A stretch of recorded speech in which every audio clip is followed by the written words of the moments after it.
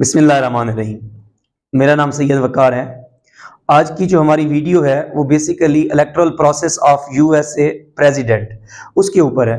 हम देखेंगे कि कौन लोग हैं जो यूएसए के प्रेसिडेंट बन सकते हैं, इस इलेक्शन का प्रोसीजर क्या है और किन किन डेट्स को ये इलेक्शन जो है ना बेसिकली कराया जाता है। सबसे पहले मैं स्टार्ट करता हूँ इसके इंट्रोडक्शन से।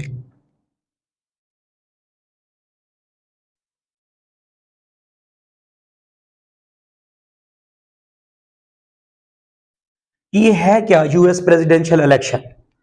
अब सब लोगों को पता होगा कि यूनाइटेड स्टेट्स ऑफ अमेरिका, वहां पर जो फॉर्म ऑफ गवर्नमेंट चल रही है that is basically presidential. Presidential form of government का मतलब यह है कि उनका हेड ऑफ स्टेट यानी कि रियासत का बड़ा और हेड ऑफ गवर्नमेंट वो एक ही शख्स होता है, प्रेसिडेंट। अब ये जो प्रेसिडेंट है ये वहां पर बनता कैसे है, इलेक्ट कैसे होता है, तो वो होता है थ्रू पॉपुलर वोट।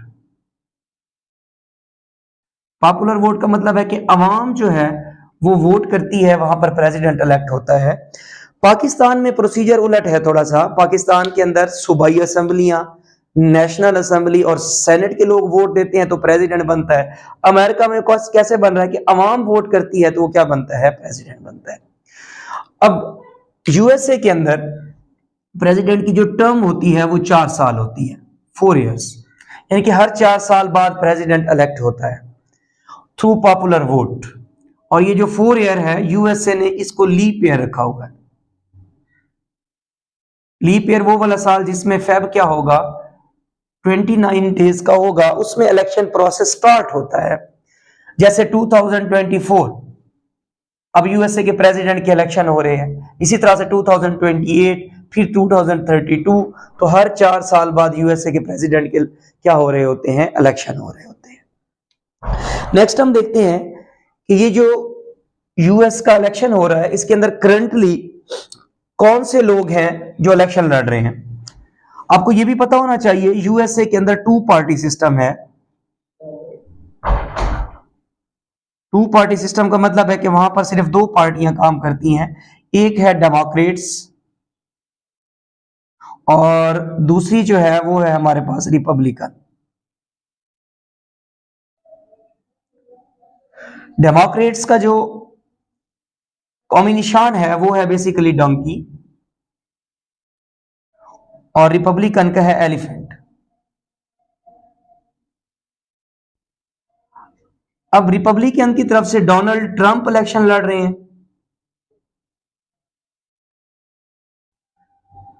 और डेमोक्रेट्स की तरफ से कमाला हारिस। अगर मैं कमाला हारिस की बात करूं तो कमाला हारिस ये प्रेसिडेंशियल इलेक्शन लड़ने से पहले ऑलरेडी वाइस प्रेसिडेंट है, वहां पर जो बाइडेन के नीचे काम कर रही हैं, और ये यूएसए की फर्स्ट फीमेल है जो कि वाइस प्रेसिडेंट है। फर्स्ट फीमेल वाइस प्रेसिडेंट है और एज अ वाइस प्रेसिडेंट इनका नंबर है 49। ये डेमोक्रेट्स की तरफ से इलेक्शन लड़ रही हैं और दूसरी तरफ डोनाल्ड ट्रंप लड़ रही हैं जो कि पिछले 45th जो है ना प्रेसिडेंट रह चुके हैं अमेरिका के। अब ये जो इलेक्शन हो रहे हैं ये हो रहे हैं 47th प्रेसिडेंशियल टर्म के लिए, यानी कि जो प्रेसिडेंट अब बनेगा वो 47th होगा। और वैसे यूएसए के अंदर जो ये इलेक्शन होने जा रहा है उसका नंबर है 60th, क्योंकि बहुत सारे प्रेसिडेंट 2-2, 3-3 टर्म्स भी लेते रहे हैं। इसका मतलब है 60वें नंबर पे अब इलेक्शन होने जा रहा है। 2 पार्टियां कंटेस्ट करती हैं हमेशा इलेक्शन में। इलेक्शन हर 4 साल बाद होते हैं। पॉपुलर वोट के थ्रू प्रेसिडेंट इलेक्ट होता है। हेड ऑफ स्टेट और हेड ऑफ गवर्नमेंट, मैंने कहा एक ही बंदा होता है, प्रेसिडेंट, और हर लीप ईयर में उसके क्या हो रहे होते हैं, इलेक्शन हो रहे होते हैं। अब जो प्रेसिडेंट बनेगा उसका नंबर 47 होगा और जो इलेक्शन हो रहा है यूएसए के अंदर अब 2024 वाला, उसका जो नंबर है वो क्या है, 60th है। नेक्स्ट हम थोड़ा सा डिस्कस कर लेते हैं इसका एलिजिबिलिटी क्राइटेरिया।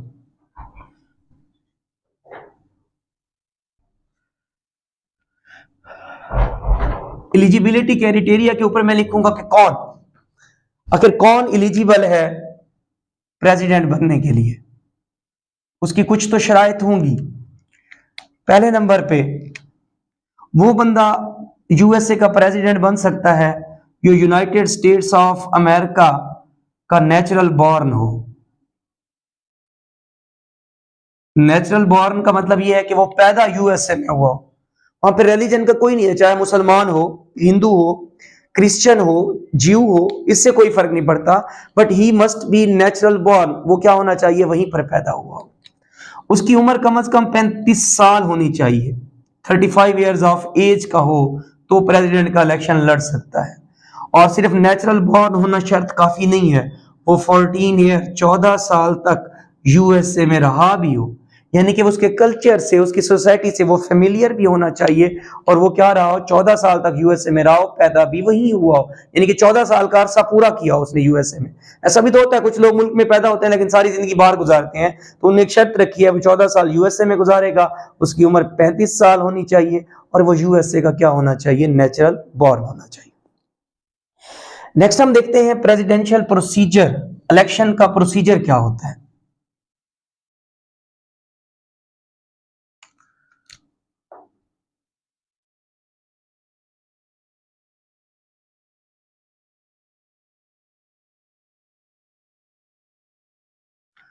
अगर मैं इलेक्शन की प्रोसीजर की बात करूं, सबसे पहले होता है नॉमिनेशन।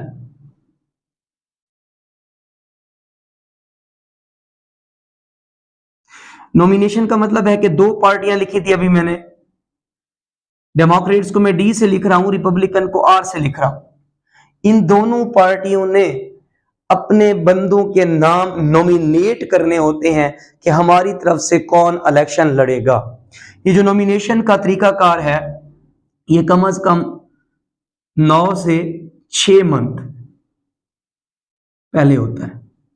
दैट मीन्स कि अगर इलेक्शन होने हैं तो उससे जनवरी से स्टार्ट हो जाता है, तकरीबन जनवरी या जून जुलाई तक, ये सम अप कर लेते हैं, जून जुलाई तक इन्होंने क्या करना होता है, ऐलान करना होता है कि नेक्स्ट जो प्रेसिडेंट है वो कौन लड़ रहा है। जैसे डेमोक्रेट्स की तरफ से अभी हमने बात की, उन्होंने डिफाइन किया था कि हमारी तरफ से कमाला हैरिस लड़ेंगी, रिपब्लिकन ने कहा था कि हमारी तरफ से ट्रंप लड़ेगा, तो इसकी नॉमिनेशन 6 से 9 महीने पूरी हो जाती, पहले हो जाती है, और समर के अंदर आकर वो ऐलान भी कर देते हैं कि हमारी तरफ से कौन बनेगा।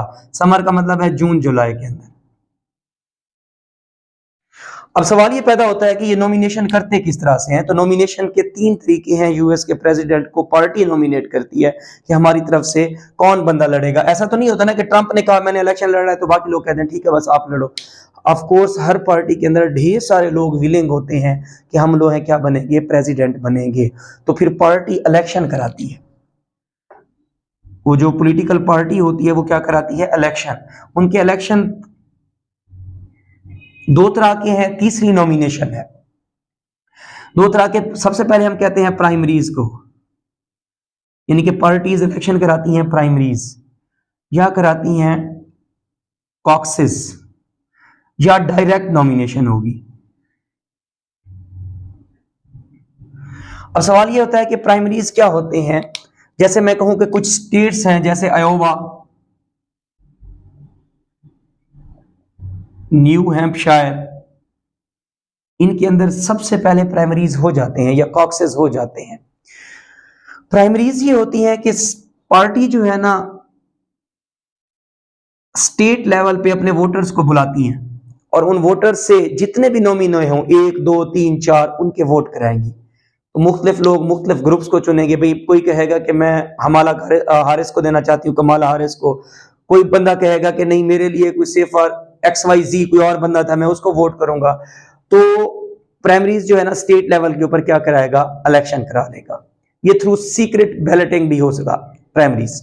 और कॉक्सेस फिर 2 तरह से होते हैं, या तो डायरेक्ट अवाम को बुला लिया जाता है उन स्टेट्स की, स्टेट्स का मतलब है सूबे, यूएसए में 50 सूबे हैं, तो किसी भी 10-12 स्टेट्स के अंदर वो प्राइमरीज या कॉक्सेस करा लेती हैं कि हम देखें जो लोग इलेक्शन लड़ने के लिए हमने नॉमिनेट किए हैं उसमें सबसे ज्यादा अवाम किसको चाहती है।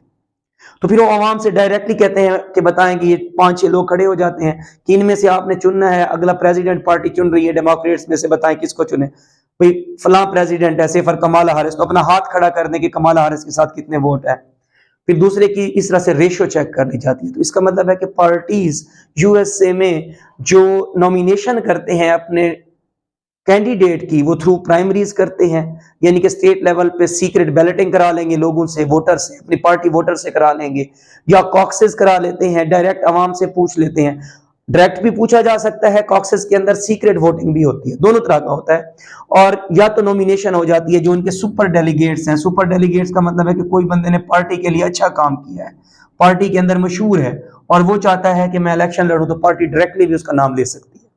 ये प्रोसेस हर साल डिफरेंट होता है, पार्टी टू पार्टी भी वेरी करता है। हो सकता है कि डेमोक्रेट सिर्फ प्राइमरीज करा रहे हो और रिपब्लिकन प्राइमरीज प्लस कॉक्सेस करा रहे हो, तो पार्टी टू पार्टी भी वेरी करेगा, और हर साल इसका प्रोसीजर भी जो है ना वेरी करेगा। लेकिन तरीके तीन है, स्टेट लेवल पे सीक्रेट बैलेटिंग कराएं तो प्राइमरीज कॉक्सेस आवाम से डायरेक्टली पूछ लें, या जो है ना वो क्या करा लें, नॉमिनेशन कर दें, खुद ही से ही बंदे को डिफाइन करने की ये वाला बंदा जो है वो क्या करेगा, मेरी तरफ से इलेक्शन लड़ेगा। तो दैट मीन्स कि फर्स्ट प्रोसेस जो हो गया वो हमारे पास क्या हुआ कि पार्टियां जो हैं वो नॉमिनेट कर लेती हैं अपने कैंडिडेट्स को, दो नाम दे देती हैं डेमोक्रेट्स एंड रिपब्लिकन के, फलां फलां बंदे हमारी तरफ से इलेक्शन लड़ रहे हैं। जैसे मैंने कहा कि समर के अंदर, जून जुलाई के अंदर ये फाइनल हो जाएगा। फाइनल होने के बाद जो है ना उनकी बेसिकली डिबेट्स होना शुरू हो जाती हैं। वो अवाम के सामने अपना मुद्दा पेश करते हैं कि हम यूएसए को कैसे जो है ना बड़ा बना सकते हैं। जैसे लास्ट इलेक्शंस में ट्रंप ने नारा लगाया था, मेक अमेरिका ग्रेट अगेन, तो लोगों ने उसको वोट डाले। दैट मीन्स कि उन दो लोगों की जो भी नॉमिनेट हो जाएंगे, जैसे मैं लिख दूं यहाँ पे कमाला हैरिस और ट्रंप, ये दो लोग जो है ना क्या हो चुके हैं, नॉमिनेट। जून जुलाई के अंदर फैसला हो गया था, इन लोगों ने डिबेट्स शुरू कर दी थी। नॉमिनेशन के बाद होता है, बेसिकली बनाए जाते हैं इलेक्टोरल कॉलेज।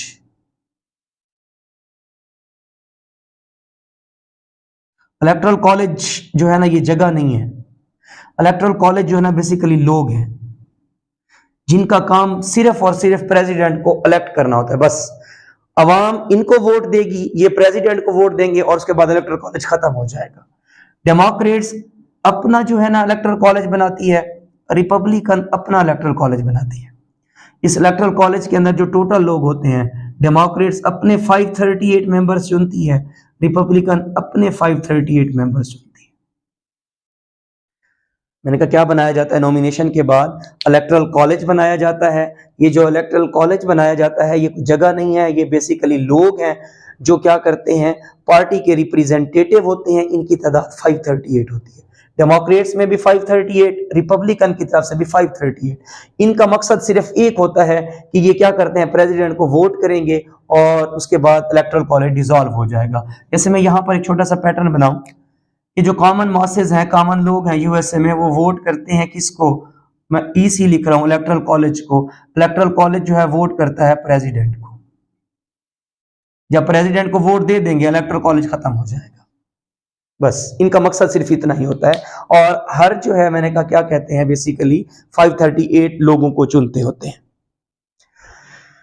अब हम नेक्स्ट देखते हैं कि ये 530 लोग जो है ना 50 स्टेट्स से चुने जाते हैं। यूएसए में 50 सूबे हैं, 50 स्टेट्स हैं। से फॉर जैसे मैं एग्जांपल दूं, कैलिफोर्निया एक बड़ी स्टेट है, कैलिफोर्निया में से 55 इलेक्टोरल कॉलेज के लोग होते हैं। अब ये 55 एक पार्टी के नहीं होंगे, 55 डेमोक्रेट्स के भी होंगे और 55 रिपब्लिकन भी चुनेगा। इसी तरह से मैं अगर बात करूं फ्लोरिडा में से आते हैं 29 लोग इलेक्टोरल कॉलेज में। अब 29 डेमोक्रेट्स के भी होंगे, रिपब्लिकन के भी होंगे। अब ये जो इलेक्टोरल कॉलेज है, फिर होता है कि उन्होंने चुन दिए इलेक्टोरल कॉलेज को, उसके बाद इलेक्टोरल कॉलेज का इलेक्शन होगा, अवाम इलेक्टोरल कॉलेज को वोट देगी। अब उसका बड़ा यूनिक तरीका है यूएसए में, इलेक्टोरल कॉलेज को जो लोग वोट करते हैं वो नवंबर के महीने में करते हैं। एक बात, नवंबर में भी 1845 यूएसए ने कन्वेंशन बनाई थी 1845 में कि हर नवंबर में जो पहला सोमवार आएगा, मंडे, उसको छोड़कर ट्यूसडे वाले दिन हम इलेक्शन रखेंगे। अब भी देखें 5 को होने जा रहे हैं, 5 नवंबर को, क्योंकि जो पहला ट्यूसडे आ रहा है, पहला मंडे आ रहा है, उसको छोड़कर जो नेक्स्ट ट्यूसडे है वो 5 नवंबर को बन रहा है। इसका मतलब है कि पहला मंडे छोड़कर ट्यूसडे को वो इलेक्शन रखते हैं। अब ये कन्वेंशन पड़ी क्यों? कन्वेंशन इस वजह से पड़ी, 1845 में फार्मर्स ने शिकायत की कि हम लोग संडे वाले दिन अपने अपने चर्च जाते हैं इबादत, फिर हम वापस काम पे आते हैं मंडे वाले दिन, तो फिर उसके बाद हम जाके वोट कास्ट करते हैं। तो आप ना इसको एक दिन फिक्स कर दो हमारे लिए कि हम जब काम पे वापस आ जाएं उसके नेक्स्ट डे जो है ना हम ट्यूसडे को क्या कर देंगे, वोट कर देंगे। तो वहां से ये कन्वेंशन पड़ी फार्मर्स की वजह से कि 1845 से कि संडे वाले दिन वो चर्च में इबादत करते हैं, मंडे वाले दिन थोड़ा सा बैक टू वर्क आते हैं और रेस्ट लेते हैं, ट्यूसडे वाले दिन वो क्या करते हैं, सोच समझ के यूएसए के प्रेसिडेंट को इलेक्ट करते हैं। तो दैट मीन्स कि हर इलेक्शन पे नवंबर में होंगे इलेक्टोरल कॉलेज के, इलेक्टोरल कॉलेज में लोग वोट करेंगे किसको, इलेक्टोरल कॉलेज को, और हर ट्यूसडे को होंगे। अगली बात, यूएसए में जब ये इलेक्टोरल कॉलेज के वोट हो जाते हैं तो पता चल जाता है उसी दिन के कौन किसके इलेक्टोरल कॉलेज के लोग ज्यादा इलेक्ट हुए हैं। कम से कम यूएस के प्रेसिडेंट को इस इलेक्टोरल कॉलेज के अंदर 270 वोट्स लेने होते हैं। जो बंदा भी 270 वोट्स इस इलेक्टोरल कॉलेज के लिए जाएगा वो यूएसए का अगला प्रेसिडेंट बनेगा। तो उस रात इस बात का फैसला हो जाता है कि 270 इलेक्टोरल कॉलेज के वोट कौन ले गया है। डन, तो उसका मतलब है उसी ट्यूसडे को 5 को शाम को पता चल जाएगा, लेकिन आगे कन्वेंशन हम जरूर पूरी करेंगे। एक और बात लिखिए, इस इलेक्टोरल कॉलेज में एक बड़ा यूनिक फीचर है, विनर टेक्स ऑल।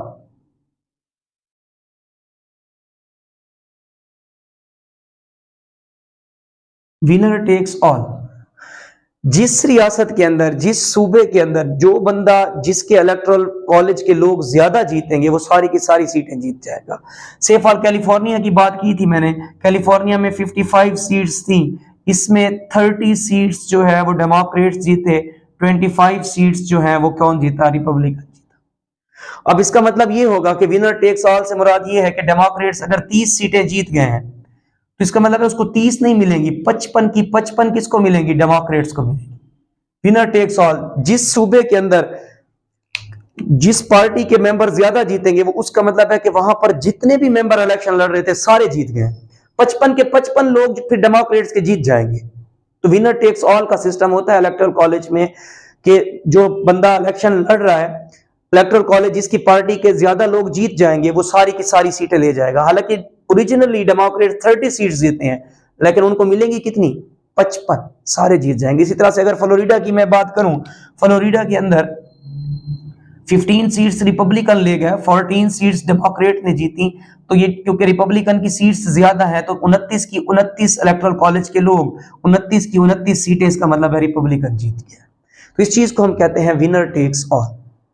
तो यहां तक 2 स्टेप कंप्लीट हो गए हैं। सबसे पहले नॉमिनेशन हुई, नॉमिनेशन के बाद इलेक्टोरल कॉलेज बना, इलेक्टोरल कॉलेज के जो है ना वोट हुए नवंबर के अंदर। 1845 में मैंने आपको कन्वेंशन भी बताई कि ट्यूसडे को, हर नवंबर पहले ट्यूसडे को इलेक्शन होते हैं मंडे को छोड़कर, और इसमें विनर टेक्स ऑल का सिस्टम होता है कि जो जीत गया जिस सूबे में से, एक सीट भी ज्यादा थी तो इसका मतलब 55 की 55 सीटें वही पार्टी जीती है। नेक्स्ट होता है इलेक्टोरल कॉलेज के लोग वोट करते हैं प्रेसिडेंट को।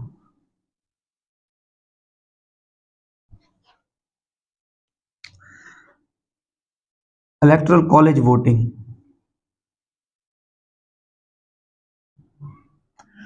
इलेक्टोरल कॉलेज वोटिंग जो है ना वो होती है दिसंबर में,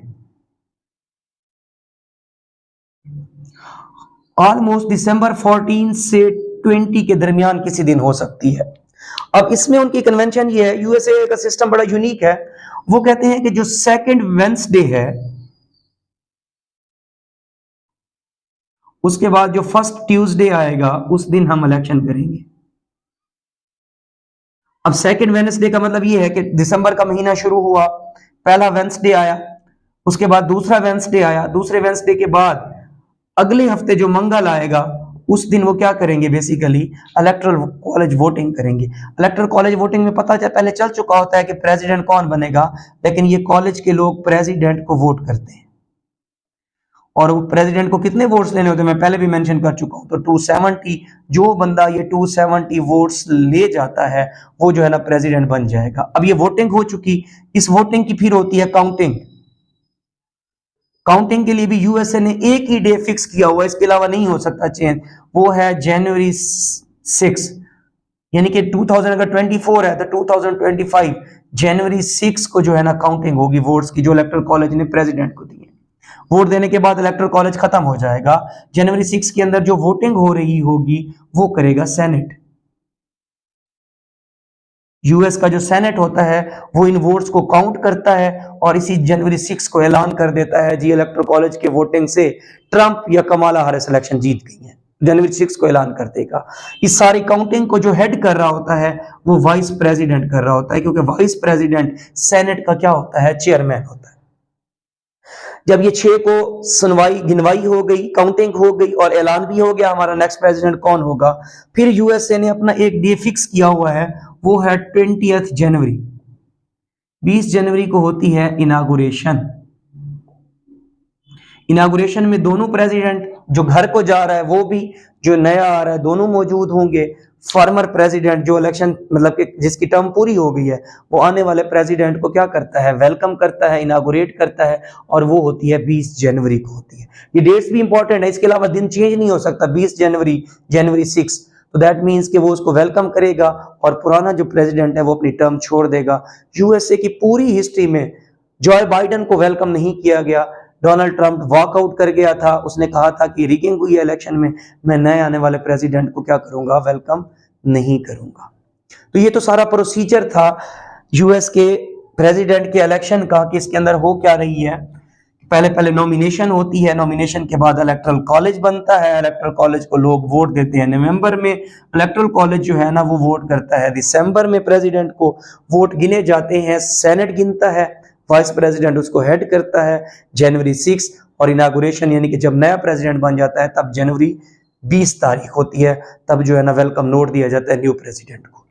यहां पर एक बात और नोट करें कि हो सकता है बाज़-औक़ात कि ये जो सारा प्रोसीजर मैंने समझाया, कोई भी प्रेसिडेंट 270 वोट्स ना ले सके, फिर ऐसा हुआ भी है, 270 वोट्स ना ले सके। फिर ये होता है कि अगर वो 270 वोट सिक्योर नहीं कर सका तो फिर इलेक्शन शिफ्ट कर दिया जाता है यूएस की कांग्रेस में भी उसका जो लोअर हाउस है, उसमें लोअर हाउस को यूएस में बोलते हैं हाउस ऑफ रिप्रेजेंटेटिव।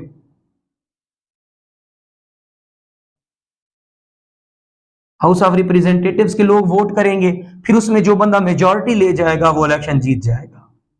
जैसे मैं बात करूं John Quincy Adam versus Andrew Jackson, ये दो प्रेसिडेंट थे, इनके दरमियान जो है ना बेसिकली टाई पड़ गया। हालांकि एंड्रयू जैक्सन ने पॉपुलर वोट ज्यादा लिया हुआ था, लोगों का वोट उससे ज्यादा पड़ा था। क्विंसी एडम्स ने 38,000 वोट लिए हुए थे, लेकिन जब इनका केस हाउस ऑफ रिप्रेजेंटेटिव में गया तो वहां पर ये एडम साहब ना जीत गए। हालांकि उनके पास लोग वोट कम थे, लेकिन हाउस ऑफ रिप्रेजेंटेटिव उसके मेंबर्स की तादाद भी 538 होती है। ये उनकी लेजिस्लेचर है, कानून साज इदारा है। फिर उन्होंने मेजॉरिटी वोट किसको दिया, एडम को दिया। हालांकि एंड्रयू जैक्सन के वोट भी ज्यादा थे पॉपुलर, उसके बावजूद भी इलेक्शन हार गया। तो ऐसा भी होता है कि कभी कभी टाई पड़ जाए, कोई भी प्रेसिडेंट 270 वोट्स ना ले सके तो फिर उसका फैसला कांग्रेस का lower house, house of representative करता है, और हाउस ऑफ रिप्रेजेंटेटिव जिसको मेजॉरिटी वोट दे देगा वो बंदा क्या करेगा, इलेक्शन जीत जाएगा। ये तो टोटल प्रोसीजर था यूएस के प्रेसिडेंट का। होपफुली आप सबके लिए ये प्रोडक्टिव रहा होगा। मैंने कोशिश की है कि मैं इसे अच्छे तरीके से डिलीवर कर सकूं, तो इसको इम्बाइब कीजिएगा, मुझे अपनी दुआओं में याद रखिएगा। फी अमानिल्लाह, अल्लाह हाफिज।